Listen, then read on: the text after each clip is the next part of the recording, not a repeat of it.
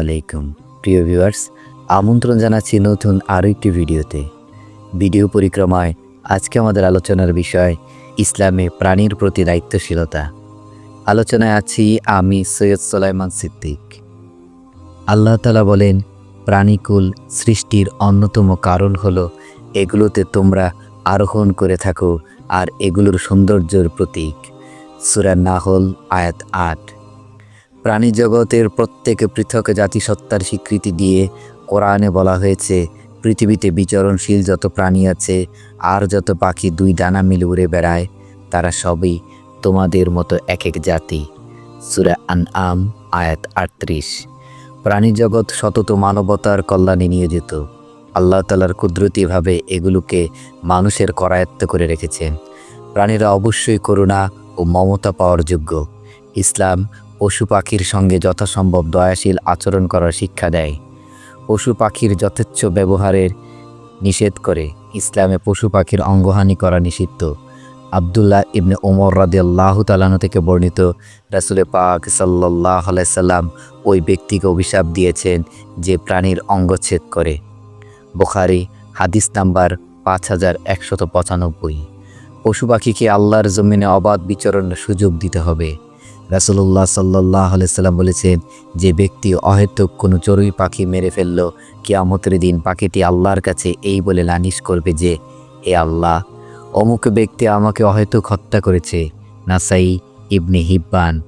প্রাণী প্রতিপালন করলে সেগুলোর যথাযথ সুস্থতা ও খাবার দাবারের ব্যাপারে সর্বোচ্চ সতর্কতা অবলম্বন করা ওয়াজিব বা অত্যাবশ্যকীয়। এ মর্মে মহানবী সাল্লাল্লাহু আলাইহি সাল্লাম বলেছেন, এসব বাক শক্তিহীন প্রাণীর ব্যাপারে আল্লাহকে ভয় করো। সুস্থ অবস্থায় এগুলোতে আরোহণ করো, সুস্থ অবস্থায় আহার করো। আবু দাউদ হাদিস নাম্বার 2548। অগণিত প্রাণীর মধ্যে ইসলাম সীমিত কিছু পশু পাখি খাদ্য হিসেবে গ্রহণের অনুমতি দিয়েছে, কিন্তু সেগুলো জবাই করার ক্ষেত্রে সর্বোচ্চ অনুকম্পা প্রদর্শনের নির্দেশ দিয়েছেন। রাসূলুল্লাহ সাল্লাল্লাহু আলাইহি সাল্লাম ইরশাদ করেছেন, যখন তোমরা জবাই করবে সর্বোত্তম পন্থায় করবে। জবাইয়ের বস্তু ভালোভাবে ধার করে নিবে আর পশুটির প্রাণ স্বাভাবিকভাবে বের হওয়ার সুযোগ দেবে। মুসলিম হাদিস নাম্বার 1955।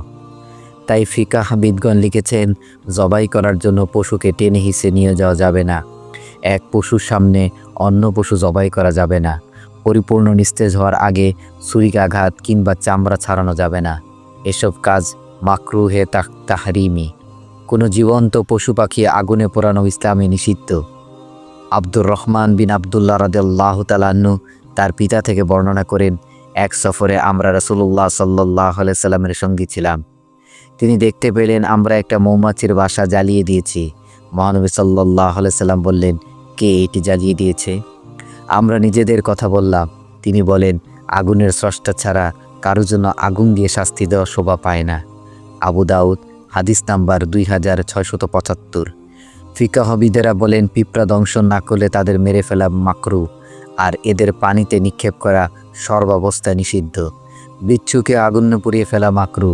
ফতুয়ায় বাজ্জাজিয়া 370 নম্বর ফতুয়া। জীবিত থাকা অবস্থায় পশু পাখির কোনো অঙ্গ কাটা যাবে না।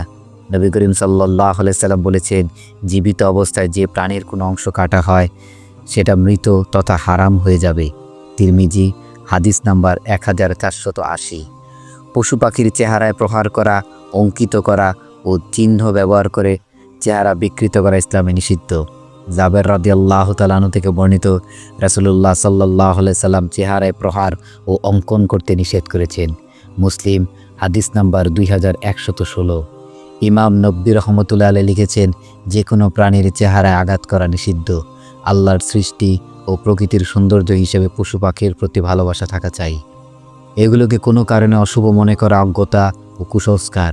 রাসূলুল্লাহ সাল্লাল্লাহু আলাইহি সাল্লাম বলেছেন, কুলক্ষণ বলতে কিছু নেই, এমনকি পেঁচা বা সফর মাসেও কোনো কুলক্ষণ নেই। বুখারী। অহেতুক পশু পাখির পেছনে লেগে থাকা, অযথা এগুলোকে শিকার করা ইসলামে নিন্দনীয়।